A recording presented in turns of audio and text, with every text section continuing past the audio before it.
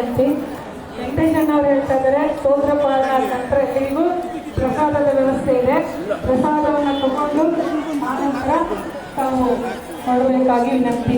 ಆಮೇಲೆ ಕುಂಕುಮಾರ್ಚನೆ ಬರಬೇಕಾಗಿ ವಿನಂತಿ.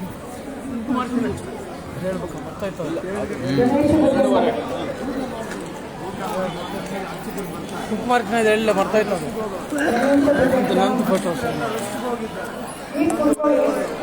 ದಯವಿಟ್ಟು ಯಾರು ಮಾತ್ರ ನೀರು ಬೇಕು ಅವ್ರು ಮಾತ್ರ ಕೇಳಿ. ನೀರು ಬೇಕಾದವ್ರು ಕೇಳಿದ್ರೆ ಅವ್ರು ಕೊಡ್ತಾರೆ.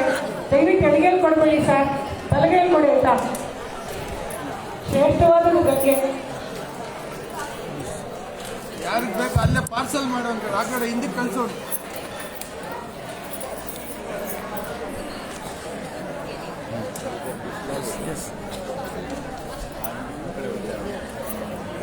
ಅಮ್ಮ ಯಾರು ಖಾಲಿ ಆಗಮ್ಮ.